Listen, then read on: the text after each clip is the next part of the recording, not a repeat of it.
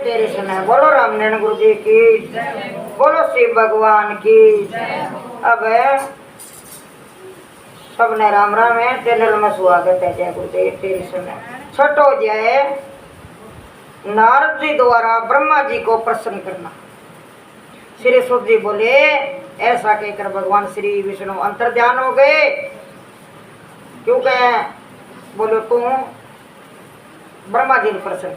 तब श्री नारद जी वहां से हेलो अगर लो बचन। तब श्री नारद जी वहां से काशीपुरी की प्रस्थान करने लगे। मार्ग में उनके द्वारा साबित वे दोनों शिवदूत भी मिले। श्राप दियो वह दूत भी मिल गया शिव जी वाला। उन्होंने श्री नारद जी के चरणों में गिरकर क्षमा मांगी।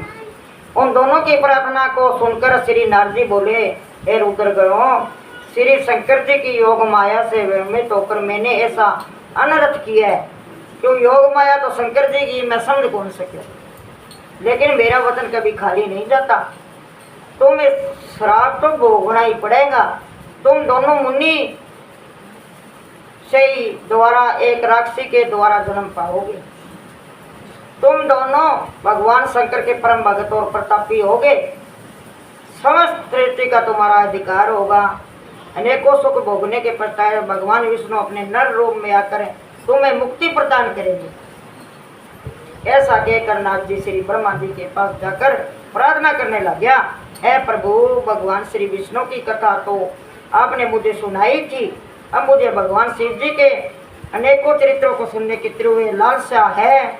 मैं ये जानना चाहता हूँ कि सदाशिव सृष्टि के अतिरिक्त किस रूप में आते, सृष्टि के मध्य में उनकी क्या लीला होती, तथा सृष्टि के अंत अर्थात सृष्टि के प्रलय काल में वह सदाशिव महेश्वर कहाँ पर निवास करते हैं और प्रसन्न होकर अपने भक्तों को क्या देते हैं। क्या भगवान सदा शिव किस प्रकार श्री प्रसन्न होते हैं। इन सभी चरित्रों का क्या सुनाओ, वर्णन मुझको सुनाइए, जिससे मेरा इस सागर से कल्याण हो जाएगी। ब्रह्मा जी 7वां अध्याय है। ब्रह्मा जी द्वारा भगवान सदाशिव शिव के चरित्रों का वर्णन मैं ऋषि सुत जी ऋषि गणों को इतनी कथा सुनकर कहने लगे कि श्री नारद जी का प्रश्न सुनकर श्री ब्रह्मा जी अत्यंत प्रसन्न हुए। भगवान श्री सदाशिव का नाम सुनकर श्री ब्रह्मा जी का रोमांच हो गया। आसुरपात होने लगे, आंसुधारा बहने लगी। उन्होंने कहा, नारद तू धन्य है, तूने मेरे कुल का नाम उज्जवल कर दिया है, क्योंकि तुम भगवान श्री सदाशिव के भक्त बन गए हो। मैं अब अपनी बुद्धि के अनुसार पहले भगवान सदाशिव का निर्गुण चरित्रों को कहूँगा। इसके पश्चात मैं उनके सैकड़ों चरित्रों का वर्णन करूँगा। सबसे पहले यहाँ सृष्टि का कोई चिन्ह ही नहीं था। अब सुन लो ध्यान। सबसे पहले यहाँ सृष्टि का कोई चिन्ह नहीं था। तब सर्वव्यापक सत्य आनंद स्वरूप केवल सदाशिव ही थे। क्योंकि यह सच्चिदानंद स्वरूप है, उनका मन वाणी के अधीन है। नहीं वह सूक्ष्म है और नहीं वह स्थूल है, नहीं वह छोटे है और नहीं वह बड़े हैं, नहीं वह नीचे और नहीं वह ऊंचे है। वह माया से रहित तथा पापों से परे है। पापों से परे यह जन्म मरण से मुक्त है, निराकार अजन्मा और अनादि है। सारी सृष्टि के मालिक तथा सबसे बड़े हैं। कर्मों का फल देने वाला सर्वव्यापक आदि अंत से रहित ऐसे भगवान सदाशिव की उपासना विष्णु भी करते हैं और मैं भी करता हूँ। इनकी कृपा के बिना कुछ भी प्राप्त नहीं हो सकता। भले ही योगी ध्यानावस्था में ही उन्हें देख ले, लेकिन उनकी आदि और अंत को बिल्कुल नहीं जानते। उसी संपूर्ण ज्ञान स्वरूप और सत्य स्वरूप भगवान श्री सदाशिव के वेद नीति कहकर पुकारते हैं। मूर्ख मनुष्य भला उन्हें क्या जान सकते हैं, कुछ नहीं जान सकती। वह निर्गुण है, बिना आँख के देखते हैं, कान के बिना सुनते हैं, बिना नाक के सूंघते हैं, बिना मुख से सब कुछ खाते हैं, बिना जीवा के बोलते हैं, बिना हाथों के सारे काम करते हैं और बिना पैरों को चलते हैं। जिस महापुरुष के ऐसे विलक्षण काम हो, उनके स्तुति भला कौन कर सकता है। उन्होंने इच्छा की थी, मैं एक हूँ, मैं एक हूँ, और इस इच्छा के उत्पन्न होने के कारण वे ही वह एक हो गए। इस प्रकार निर्गुण और सरगुण स्वरूप में कोई भेद नहीं है। निर्गुण और सरगुण में भेद नहीं है, मन साफ चाहिए। भगवान सदाशिव के सगुण स्वरूप का केवल ध्यान करना ही समस्त फलों का प्रदान करने वाला है। वही भगवान सदाशिव ब्रह्मा और विष्णु के उत्पन्न करने वाले हैं, सब कर्मों के साक्षी और विराट स्वरूप है। उनके नाम शिव, शंकर, हर, महेश, परमदेव, जगदीश, अमीश, विदुर, परमात्मा, ब्रह्म, गिरीश। जय गुरुदेव, तेरी सुने। शिव भगवान की जय। अच्छा, नाम तो अनेक है एक, ठीक है। तो ग्रीस, शंभु, सदाशिव, पार्वती, परमेश्वर, त्रिशूलधारी, चंद्रशेखर, ईश्वर, सुखदाता इत्यादि इत्यादि असंख्य। वही भगवान सदाशिव परमेश्वर सृष्टि के कर्ता धर्ता और आन देने वाले हैं। उमापति भगवान परमानंद, सूर्य चक्र इत्यादि के गुणों से मुख सृष्टि ब्रह्मा व विष्णु को उत्पन्न करने वाले हैं। सृष्टि ब्रह्मा व विष्णु को उत्पन्न करने वाले हैं। ऐसे भगवान श्री सदाशिव सबके स्वामी को विष्णु व विष्णु के नाम से, साकत शक्ति के नाम से, सूर्य उपासक रवि के नाम से और गणेश जी को विनायक के नाम से जानते हैं। वह भगवान सदाशिव सगुण स्वरूप कैसे हैं? मस्तक पर जटा तथा गंगा बाल में चंद्रमा, त्रिपुंड कानों में कुंडल, सूर्य चंद्र और अग्नि के समान तेजवान, तीन नेत्र शुक्र की भांति, नासा बिंबा फल के समान होठ, अत्यंत पवित्र तथा तेजवान सुंदर पांच मुख है। अब ध्यान अंदर ले जाके देखो तो भी यही दिखा है, जब मन साफ है तो स्वरूप बता दी। भारत के सूर्य के समान प्रभाव वाला, दूसरा दृक्षण की और तीन नेत्रों वाला अत्यंत भयानक, तीसरा मुख फसी चमकी और मस्तक पर अर्ध चंद्रमा धारण करने वाला, चौथा मुख उत्तर की ओर मूंगे की वर्ण वाला है जिसमें लंबे लंबे केस लटके हैं, पांचवा मुख नीचे की ओर है जिससे कि वह अपने भक्तों के हृदय में आनंद उत्पन्न करते हैं। उस मुख पर कमल का समान सुंदर आंखें हैं, उसका रंग सुंदर और तेजवान है। इस प्रकार भगवान सदाशिव पंचानन के नाम से प्रसिद्ध है। उनके कंठ में तीन रेखाएं हैं, हाथ में त्रिशूल और कंठ में मुंडमाला धारण किए हुए हैं। उन्होंने कोई चतुर्भुज, पंचभुज और कोई 10 भुज भी कहते हैं। उनके हाथों में नाना प्रकार के अस्त्र शस्त्र विद्यमान है।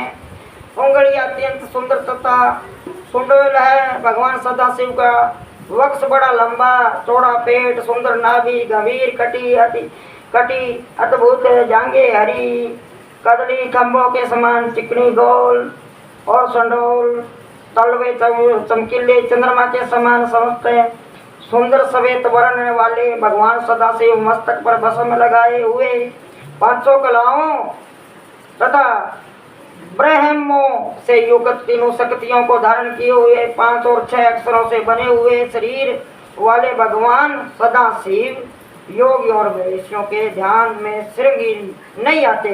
क्यों नहीं आते? कि मन चंगा तो कटौती में गंगा नहीं। रविदास जी गुरु था तो क्या कुंडी में गंगा दिखा दी, बटू सोने को कड़ियों काट के दे दियो, बोले लियो गंगा भटा बुला ली, कड़ियों भटाई दे दियो, बन गंगा काट के दिखा है कुंडी में, वो भी मचाम होया कर। तो पर मन चंगा तो अपने घट में गंगा, भगवान को नाम घट में बाहर नहीं दिखा। वो मन चंगो ना तो क्यों चित्त व्रत कर जाओ, कोई फायदा को। अगर मन चंगो है तो वो साफ सुथरो मन जो कर गया, अगर आ कौन का तीर्थ व्रत में की कौन टेम निकले तो देखने वाली चीज देखो, ठीक है, पर मन साफ हो। मन साफ ना तो मिंद्र माणंगो रठाश्रम माणंगो भी फायदो को नहीं। क्यों को नहीं? का मन चंगो को नहीं। मन ने साफ जरूरी है पर दागो नहीं आना चाहिए। तो जिस प्रकार हुआ है भगवान सदाशिव योग ऋषियों के ध्यान से श्रृंग नहीं आते। क्यों नहीं आते? मन चंगा नहीं होता। जिस प्रकार हुआ अनेक ध्यान वाले भी हैं, लेकिन उनके जानने वाला यहाँ कौन है? भगवान सदाशिव की महिमा नाम और ध्यान अनगिनत है, जिनको वेद पुराण तपस्वी भी नहीं जान सके, लेकिन उनकी कृपा से मूर्ख उनके दर्शन कर लेते हैं। क्यों कर लेते हैं? कि शुद्ध आत्मा, शुद्ध परमात्मा, शुद्ध आत्मा से वो फिर भगवान तो मिलता ही है।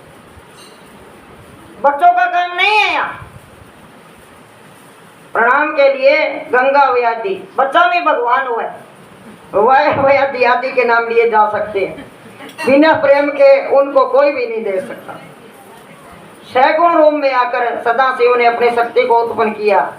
वह स्वच्छंद शरीर वाले, कभी नाश न होने वाले, शक्ति प्रदान, प्रकृति संपूर्ण लोगों को ईश्वरी त्रिदेवों की माता, नित्य और मूल कारण कलाई है, जिसकी 8 भुजाएं हैं और जो विचित्र मुख वाली शोभा है। भगवान सदाशिव को पार ब्रह्म उमा शक्ति रूप जानना चाहिए। सदाशिव ने उमा के साथ विहार करने के लिए शिवलोक नाम के क्षेत्र की रचना की है। उसी उत्तम क्षेत्र की काशी कहते हैं। उसी उत्तम नगरी के भगवान सदाशिव ने एक रत्ते में यह सुंदर भवन बनाया और शिवा के साथ वहां रहने लगे। उस सुंदर नगरी को देखकर भगवान सदाशिव ने अपनी शक्ति शिवा से कहा, यह स्थान बड़ा ही सुंदर लगता है तथा पवित्र भी है और मुझे बड़ा ही प्रिय है। यहाँ पर नरकीय जीव का भी किसी प्रकार के कष्ट नहीं मिलेगा, कष्ट नहीं मिला होगा।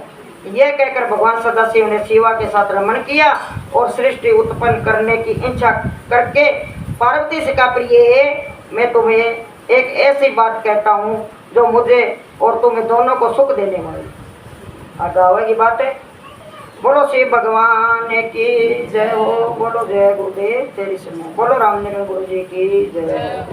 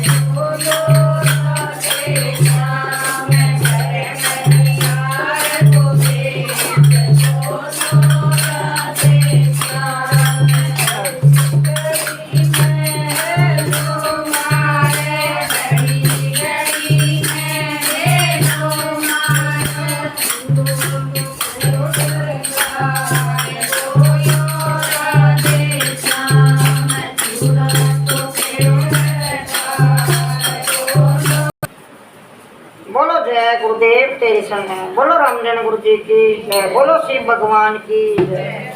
तो प्रिय मैं तुमसे एक ऐसी बात कहूँ जो मुझे और तुम्हें दोनों सुख देने वाली।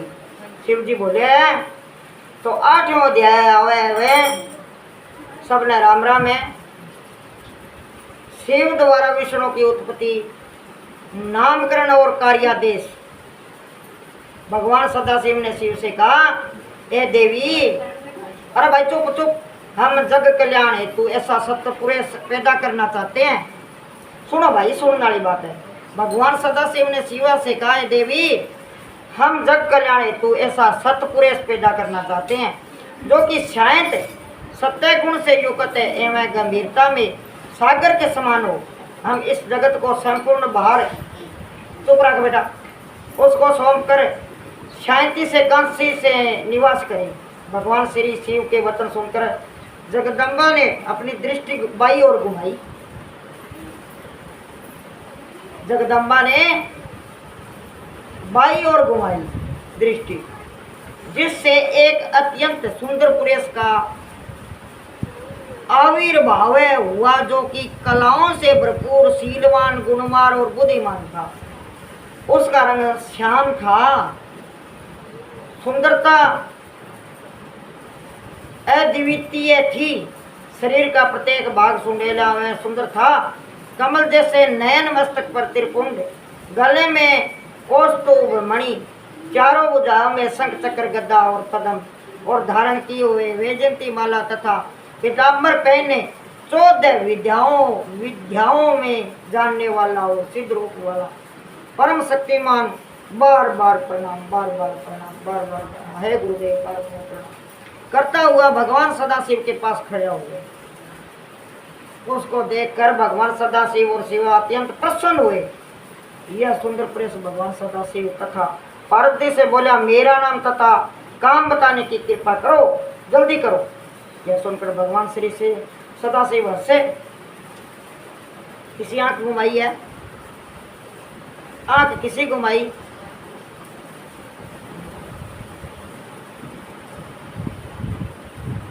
तो उत्पन्न हो गयो। और अब है सदाशिव ने हंसकर कहा, कई कई प्रश्न था ना पूछ ही जाएगा, निगाह कर ली हो। चलो फिर पूछो माए कर बाद में है।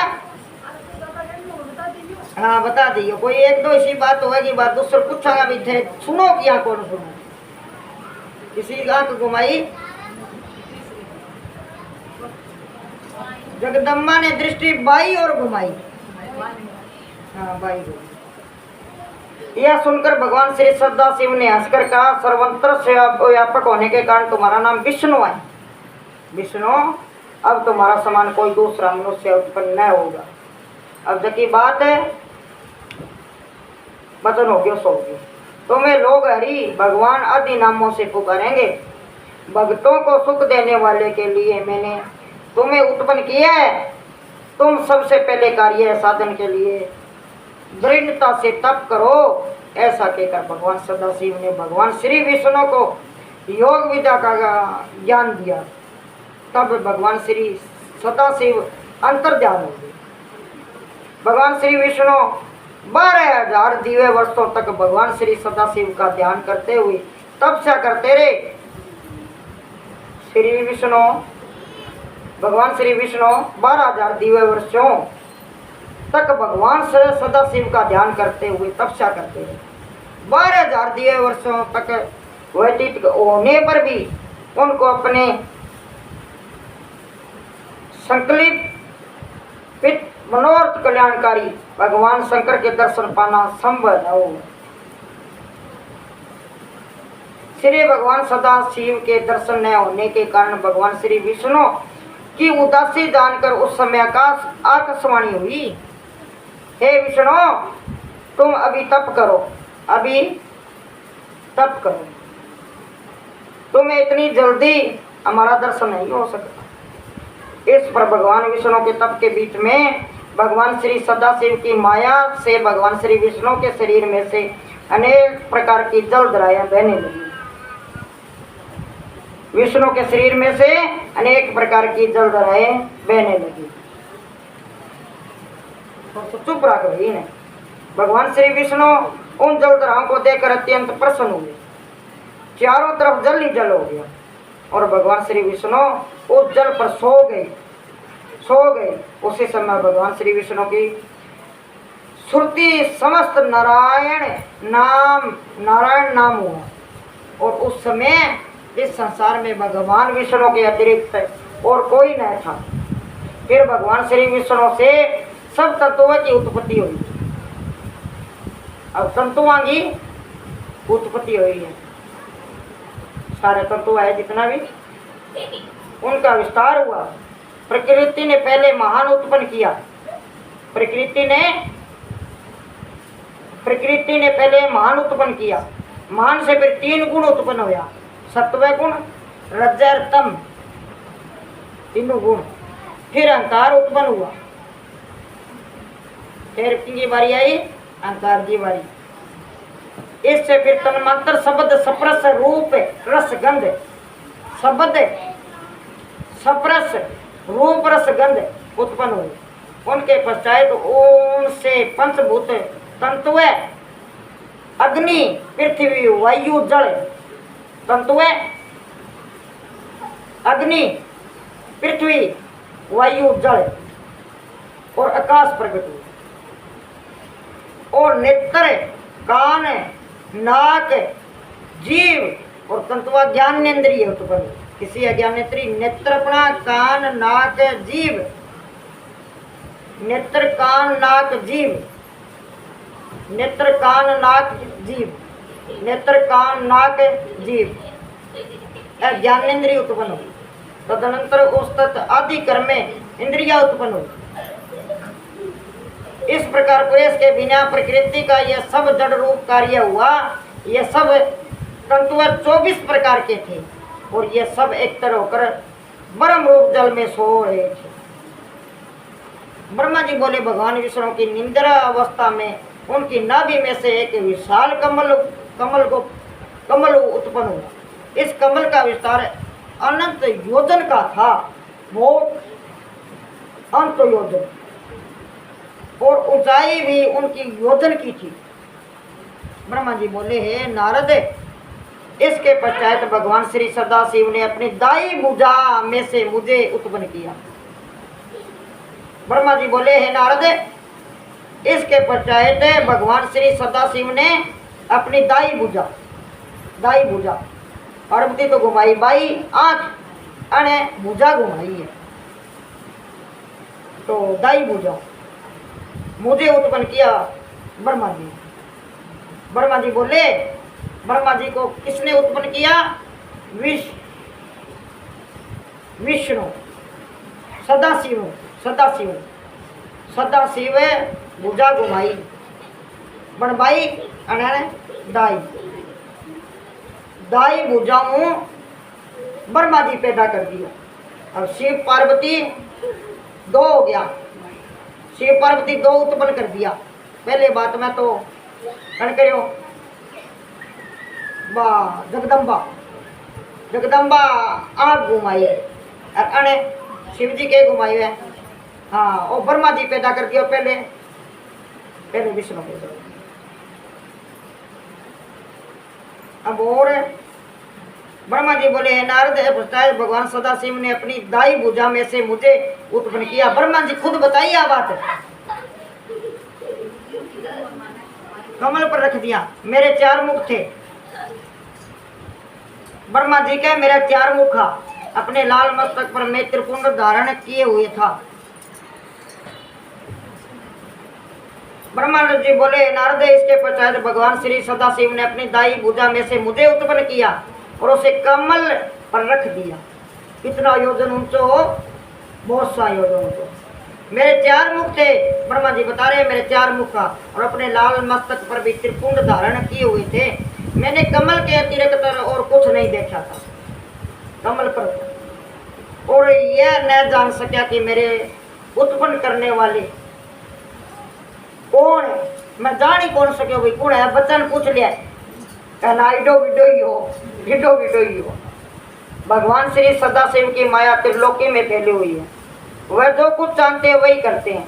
भगवान श्री विष्णु देवता और दैत्य मानव सब उन्हीं के ये दिन है। जब मैं ये जान सका कि मैं कैसे उत्पन्न हुआ हूँ, तो मैं उस कमल की नाल को पकड़कर नीचे के उतरने लगा। मैं निरंतर 100 वर्ष तक उस कमल की नाल को पकड़ नीचे की ओर उतरता रहा। 100 वर्ष इस पर भी उसकी जड़ तक न पहुंच सका। तब मैं दोबारा कमल के ऊपर पहुंचा तो वहाँ कमल ही नहीं था। अब बिन पूछे बच्चा ने पूछे मांगो नालो कट्ठे इकट्ठे हो है। अब बच्चा को नालो कट्ठे है, बच्चा को नालो कट्ठे। अब बच्चे ने पूछ रहे तेरो नालो कट्ठे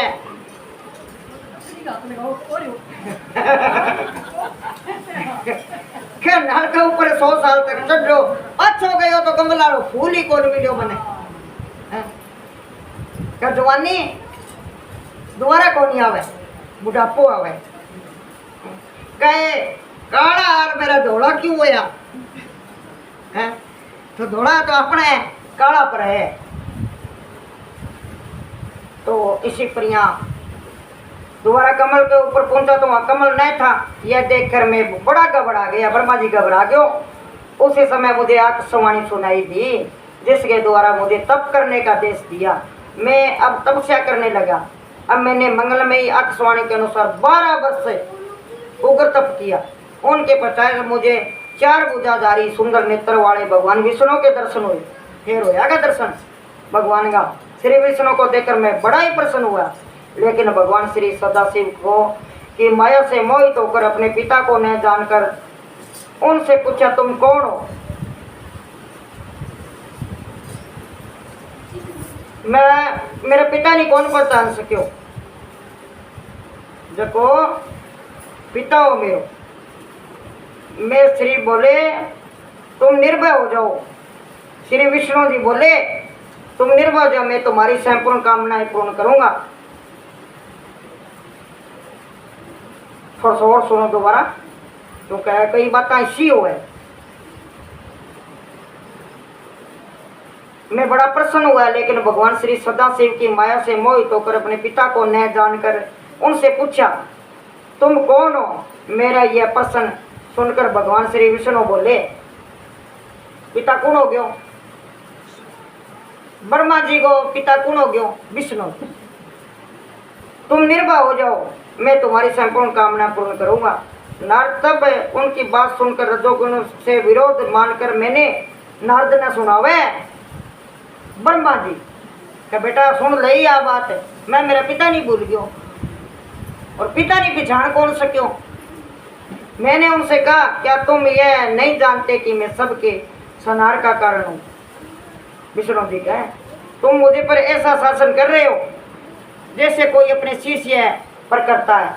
मैं साक्षात जगत का कर्ता, प्रकृति का प्रवर्तक, सनातन अज विष्णु से उत्पन्न होने वाले विश्व की आत्म ब्रह्मा हूँ।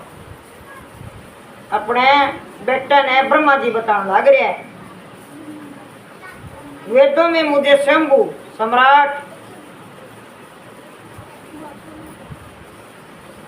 प्रवर्तक, सनातन अज विष्णु से उत्पन्न होने वाले विश्व की आत्मा ब्रह्मा हूँ।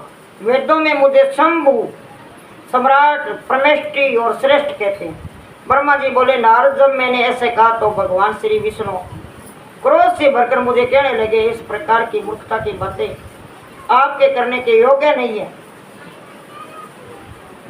सृष्टि को उत्पन्न करने पालन करने वाला मैं ही हूँ, फिर सबको नष्ट करने वाला भी मैं ही हूँ। निर्दोष नारायण जगन्नाथ मेरा ही नाम है। तुम मेरी माया के अधीन होकर ही ऐसा कर रहे हो, क्योंकि ये सारा माया का दिन है। मैंने ही वेदों को बनाया है और मैंने ही कमल डाल से तुमको उत्पन्न किया है।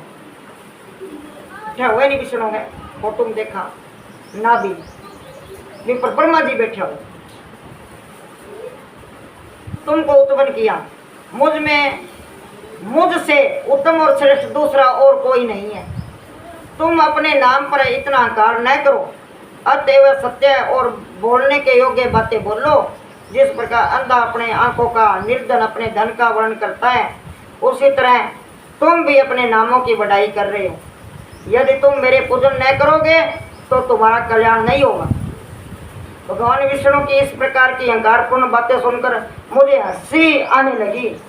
ब्रह्मा जी कहे, देव ऋषि ने सुना हुआ बात। इतना क्रोधित आया कि मैं भगवान श्री विष्णु को अपना शत्रु समझने लगा। मैंने उनसे कहा, आप मुझे बार बार गुरु की बातें उपदेश क्यों दे रहे हो?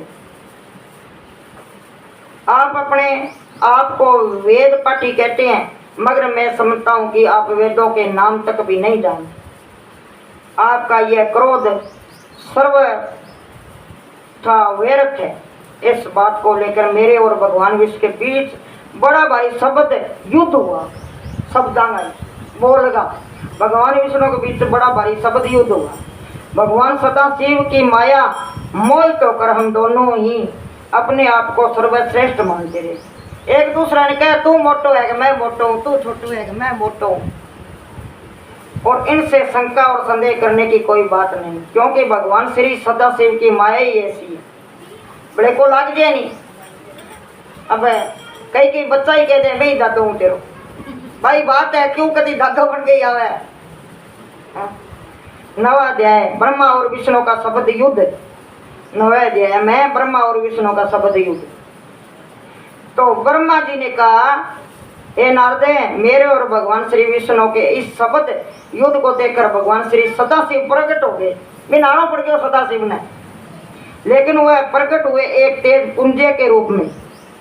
अपना असली रूप कौन दियो? तेज पुंजे के रूप में। उस तेज पुंजे को देखकर हम दोनों का युद्ध रुक गया। भगवान श्री विष्णु भय भय तो कर कहने लगे, ब्राह्मण यह तेज कहाँ से प्रकट हुआ है? जो इस बात का पता लगा सके वही सबका स्वामी है। इस बात को पता लगावा जो तेज प्रकट हो वही स्वामी है। पहले तू लगा लियो तो तू है, मैं लगा लियो तो मैं हूँ। मुझे तो आदि अंत में से रहित तो मालूम होता है। अंत हम दोनों इसका पता लगाते हैं। तुम ऊपर के लोगों की खोज करो। तू तो ऊपर के लोगों की खोज करे और मैं नीचे की लोग खोज करूँगा। भगवान श्री विष्णु की ऐसी बात सुनकर मैं अहंकार में भरकर उनके कहने के अनुसार पता लगाने के लिए चल पड़ा। लेकिन यह एक मानी हुई बात है कि जो काम अहंकार के साथ किया जाता है वह कभी पूरा नहीं होता। पितु सुख तथा शांति को भी नष्ट कर देता है। रावण और वणासुर इत्यादि अहंकार के कारण ही तो नष्ट होते। बस अहंकार त्यागे बिना कोई भी काम पूरा नहीं होता। भगवान श्री विष्णु भी श्वेत शुक्र का रूप धारण करके पाताल लोक की ओर गए थे और उसी दिन से संसार में श्वेत शुक्र प्रसिद्ध हुए हैं। मेरे और भगवान श्री विष्णु के इस चरित्र का जो मनुष्य पार्थकाल ध्यान करता है वह इस लोक में बड़े लोगों में बड़े सुख और ऐश्वर्य के प्राप्त करता है। मैं और भगवान श्री विष्णु दिव्य शस्त्र दिव्य सहस्रा हजारों कई हजारों वर्षों तक उस ज्योतिपुंज का आदि व अंत खोदते रहे। कई हजारों वर्ष खोदते रहे, किंतु जिस स्थान से चले थे उस स्थान को भी नहीं पा सके। मारो बाणो आनो ही कोनी, हमें आगे रुक क्या बोले। उस स्थान को खोदते में भी उसके दिव्य कई हजारों वर्ष लग गए। तब मैंने सोचा कि मुझको उत्पन्न करने वाला कोई और ही शक्तिमान पुरुष है। तू वो तो तेज हो, अब तेज ने के पकड़ लिया। यह विचार उठते ही हम ज्योतिपुंज के पास आ गए और मूर्खता के कारण उत्पन्न हुए शत्रुता का त्याग कर दिया। उसी समय अक्षुण ही तुम दोनों ही योग करो, दोनों ही भक्ति करोगे। आकाशवाणी सुनकर हम दोनों ही योग करने लगे और दिव्य ज्योति का संबोधित करके प्रार्थना की, है महाप्रभु आप श्रृंगी हमें अपने वास्तविक जो रूप है नी बिना दर्शन दो, क्यों अहंकार खत्म अब हो गया। शंकर जी का ज्योतिपुंज रूप में प्रकट होकर समझाना 10वां अध्याय में वह बात।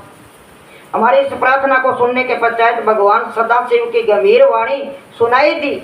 ओम ओम ओम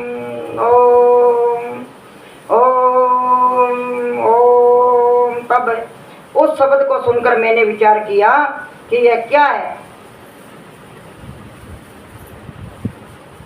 विष्णु ने उस ज्योतिपुंज लिंग के दक्षिण भाग में सनातन आधवर्ण आकार की और उसके उत्तर भाग ओंकार को देखा, फिर मध्य में और अंत में ओम को देखा। यह सब सूर्यमंडल और चंद्रमंडल की भांति स्थित थे, जिनके की आदि तथा अंत में कुछ भी पता नहीं लगता। बस सत्य आनंद और परम ब्रह्म प्रायण और दृष्टि गोचर हो रहा था।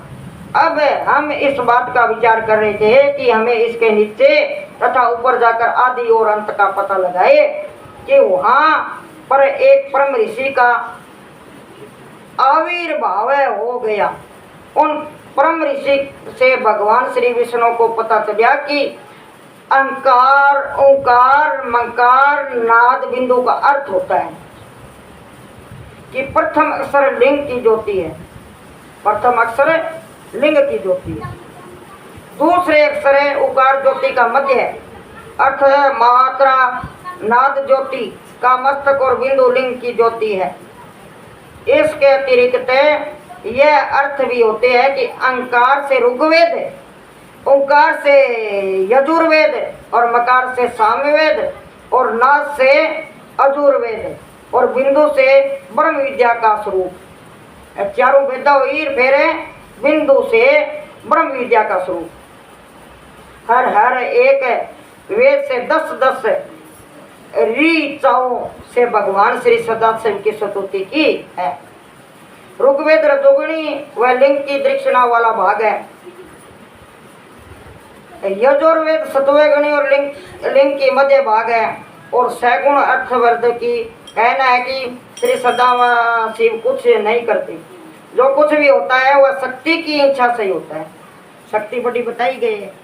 आप बड़े हो, अब पूरे से अकेला क्या कर लेता है? शक्ति करती है, हाँ, पूरे से कुछ नहीं कर सकते।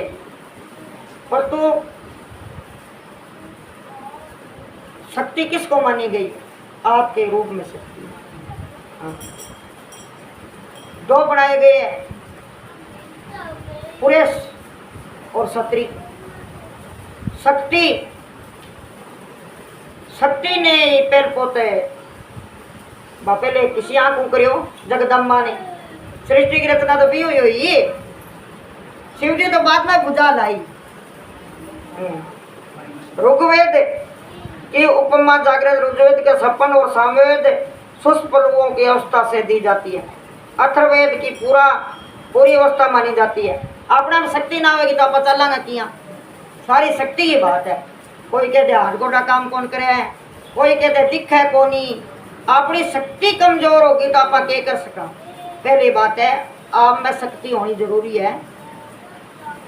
ये बात क्यों ध्यान भी होना। देखो काम आप करना चाहो तो कर सका, चाहे भक्ति लगा लो, चाहे आपकी जो भी घर गृहस्थी है वह लगा लो। जो आप में शक्ति है तो वह कर सकोगा। हाँ, वो शक्ति है। अगर कोई चीज लेनी है, अगर कुछ बनाना है तो वह शक्ति भगवान जो तो साथ समझो, क्योंकि मैं नहीं करना। ठीक है ना? अर्थवेद